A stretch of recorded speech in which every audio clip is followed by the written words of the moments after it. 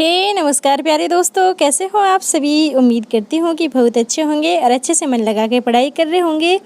दोस्तों आज मैं अभी वीडियो बनाने आई हूँ छत पे, और आप यकीन नहीं करोगे इतनी तेज़ हवा चल रही है। लेकिन अब मैं दोबारा नीचे नहीं जाना चाहती, मैं यहीं पे वीडियो रिकॉर्ड कर रही हूँ। हवा की अगर ज़्यादा आवाज़ आए तो कुछ देखते हैं, जब एडिट करूँगी तब देखती हूँ।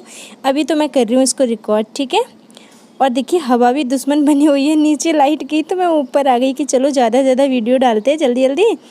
तो ये भी इतनी तेज़ चल रही है कि पूछो मत, इतनी भयंकर आवाज़ आ रही है जैसे मैं ही उठ जाऊँगी।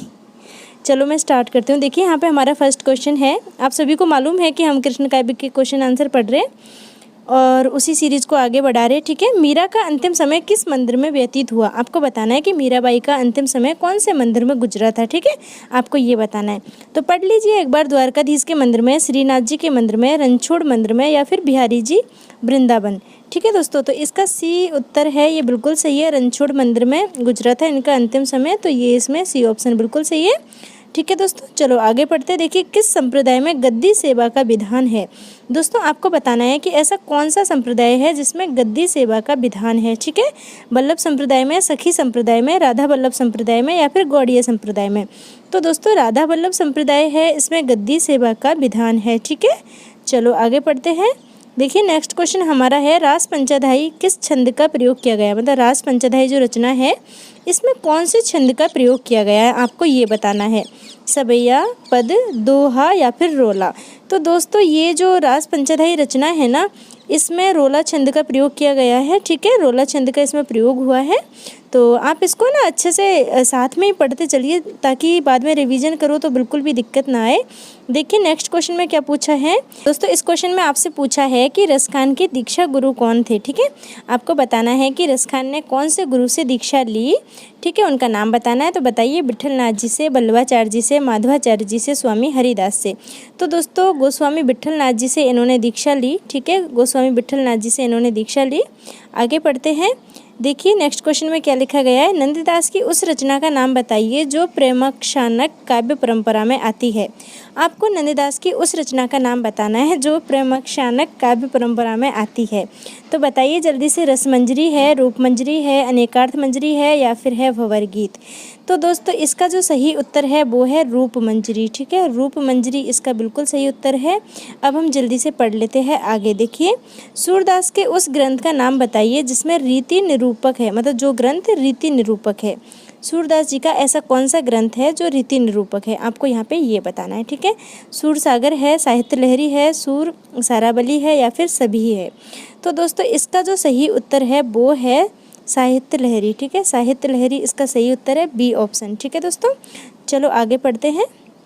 देखिए मैं जल्दी जल्दी इसलिए कर पा रही हूँ कि है ना हवा की बहुत तेज़ आवाज़ आ रही है। मैं तो अलग साइड में मुंह करके बैठी हूँ, इसलिए मुझे ज़्यादा पता नहीं चल रहा, वरना बहुत भयंकर हवा हवा की आवाज़ आ रही है। चलो आगे पढ़ते हैं। देखिए यहाँ पे आपसे क्या पूछा गया है। आगे होने वाले कवियों के श्रृंगार और वात्सल की उक्तियाँ सूर्य की झूठी सी जान पड़ती है। बिल्कुल दोस्तों ये पंक्ति किसने कही है, किसकी है ये पंक्ति, आपको यहाँ पे ये बताना है, ठीक है। बहुत शानदार क्वेश्चन पूछा गया है दोस्तों, बता दीजिए जल्दी से इसका उत्तर क्या है। तो इसका उत्तर है रामचंद्र शुक्ल जी, ठीक है। मैंने ऑप्शन नहीं पढ़े, डायरेक्ट उत्तर आपको बता दिया। इसने रामचंद्र शुक्ल जी ने कहा कि आगे जितने भी कवि होने वाले हैं श्रृंगार और वात्सल के, उनकी उक्तियाँ सूर्य की झूठी सी जान पड़ती है, ठीक है। ये कहा है आचार्य रामचंद्र शुक्ल जी ने। आगे पढ़ लेते हैं दोस्तों। जैसे रामचरित गान करने वाले भक्त कवियों में गोस्वामी तुलसीदास जी का स्थान सर्वश्रेष्ठ है, उसी प्रकार कृष्णचरित गान करने वाले भक्त कवियों में सूरदास जी का, वास्तव में सूरदास जी का नाम है ये सर्वोपरि है, ठीक है, सर्वश्रेष्ठ है। वास्तव में ये हिंदी काव्य गगन के सूर्य और चंद्र है। यह कथन किसका है दोस्तों, आपको याद आया कुछ, यह कथन किसका है। तो हाँ आप कह रहे होंगे हाँ मैडम हमको याद आया, आचार्य रामचंद्र शुक्ल जी का ये कथन है। आचार्य रामचंद्र शुक्ल जी ने ही कहा कि जिस तरह हम राम काव्य पढ़ते हैं तो उसमें तुलसीदास जी है वो सर्वश्रेष्ठ है, उसी तरह अगर हम कृष्ण काव्य पढ़ेंगे तो इसमें हमारे सर्वश्रेष्ठ कौन है, सूरदास जी है। तो ये जो कथन कहा है ये आचार्य रामचंद्र शुक्ल जी ने कहा कि ये सूर्य और चंद्र के समान है दोनों कवि, ठीक है दोस्तों। तो इसमें जो हमारा ए ऑप्शन है वो बिल्कुल सही हो जाएगा। मुझे लग रहा है कि हवा की आवाज़ इतनी ज़्यादा है कि मुझे ये वीडियो डिलीट ही करनी पड़ेगी, लेकिन एक बार मैं पूरी रिकॉर्ड कर लेती हूँ, बाद में देखती हूँ क्या होगा।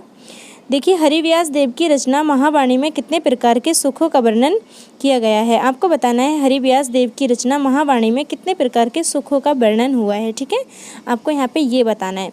तो दोस्तों इसमें किया है 5 प्रकार के सुखों का वर्णन। ठीक है, सी ऑप्शन बिल्कुल सही है यहाँ पे। चलो आगे पढ़ लेते हैं।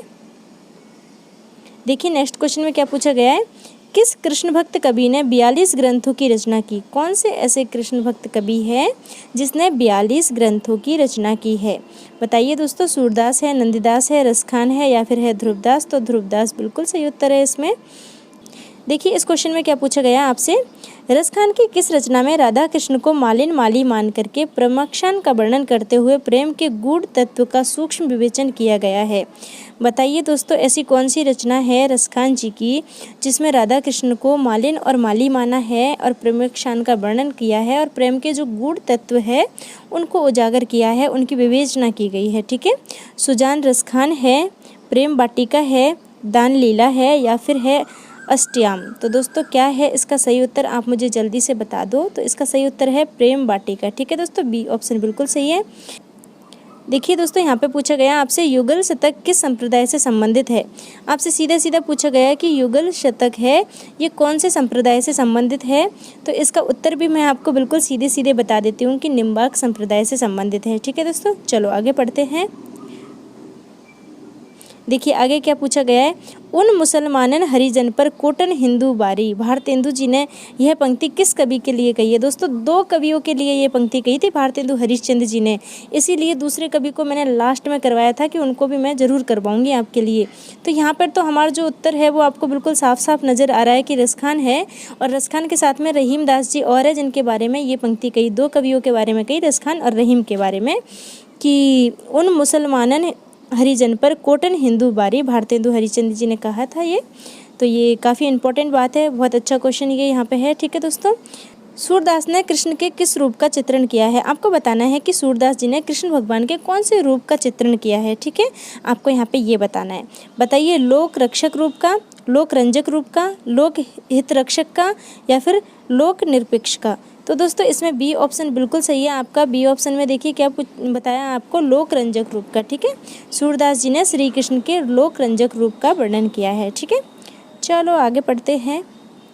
देखिए नेक्स्ट क्वेश्चन में क्या पूछा गया, उज्ज्वल नीलमणि के रचयिता कौन है। आपसे डायरेक्ट पूछ लिया कि उज्ज्वल नीलमणि जो रचना है इसके जो रचनाकार है उनका नाम आपको बताना है। तो दोस्तों इसके रचयिता है रूप गोस्वामी। ठीक है, रूप गोस्वामी है इसके रचयिता। चलो आगे पढ़ते हैं हम।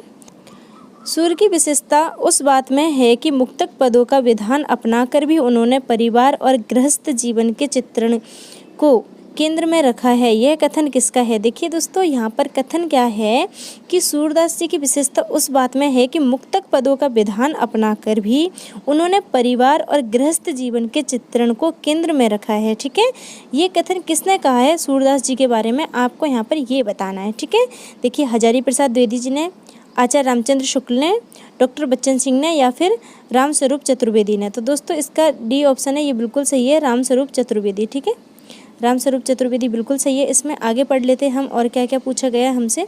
तो देखिए दोस्तों नेक्स्ट क्वेश्चन में क्या पूछा है, सवैया छंद में कृष्ण लीला का गान करने वाले प्रथम कवि कौन थे। आपको बताना है कि सवैया छंद में कृष्ण लीला का गान करने वाले पहले कवि कौन है, उनका आपको यहाँ पे मुझे नाम बता देना है। ठीक है, बताइए रहीम है, नंददास है, रसखान है या फिर है गदाधर भट्ट। तो दोस्तों रसखान है, इन्होंने सर्वप्रथम सवैया छंद में श्री कृष्ण की लीलाओं का वर्णन किया है। ठीक है, गान किया है। तो इसमें सही ऑप्शन हमारा हो गया रसखान। ठीक है, नेक्स्ट क्वेश्चन देखिए दोस्तों, सूर पूरी तरह से गृहस्थ मानस के कवि है, यह किसने कहा है। सूरदास जी के बारे में ये किसने कह दिया कि ये पूरी तरह से गृहस्थ मानस के कवि है, गृहस्थ मानस के कवि है, ये किसने कहा है बताइए। रामस्वरूप चतुर्वेदी ने, आचार्य रामचंद्र शुक्ल ने, रामकुमार वर्मा ने या फिर डॉक्टर नगेंद्र ने। तो दोस्तों इसका जो सही उत्तर है वो है रामस्वरूप चतुर्वेदी। ए ऑप्शन बिल्कुल सही है। ठीक है दोस्तों, यहाँ पे ए ऑप्शन बिल्कुल सही है। चलो आगे पढ़ लेते हैं हम जल्दी से। देखिए यहाँ पे आपसे क्या पूछा गया, आचार्य रामचंद्र शुक्ल ने अपने इतिहास हिंदी साहित्य का इतिहास में भक्ति काल के किस प्रकरण में कृष्ण भक्ति शाखा का वर्णन किया है। ठीक है, प्रकरण का नाम पूछा है आपसे यहाँ पर। आचार्य रामचंद्र शुक्ल जी ने जो इतिहास लिखा है हिंदी साहित्य का इतिहास, उसमें भक्ति काल के किस प्रकरण में कृष्ण भक्ति शाखा का वर्णन किया। देखिए कितना मतलब अंदर घुस के क्वेश्चन आपसे पूछा है, लेकिन अगर आपको समझ है, आप क्वेश्चन के बारे में जानते हो, पहले उसके जो महत्वपूर्ण तथ्य है उनके बारे में जानते हो, तो आप बिल्कुल सही करोगे।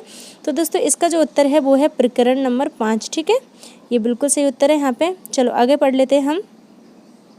देखिए यहाँ पे क्या पूछा गया है, राधा वल्लभ संप्रदाय के कवियों में नित्य विहार में कौन सा तत्व शामिल है। आपको बताना है कि नित्य विहार में कौन सा तत्व शामिल है। ठीक है, कृष्ण, राधा, सहचरी या फिर सभी।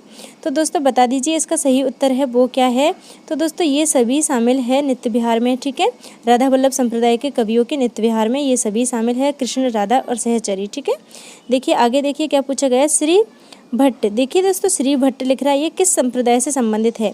तो श्री भट्ट जी है, ये कौन से संप्रदाय से संबंधित है आपको बताना है, निम्बार्क से, राधा वल्लभ संप्रदाय से, गौड़ीय संप्रदाय से या कोई नहीं। तो दोस्तों ए ऑप्शन इसमें बिल्कुल सही है, ये है निम्बार्क संप्रदाय से संबंधित। ठीक है, चलो आगे पढ़ लेते हैं।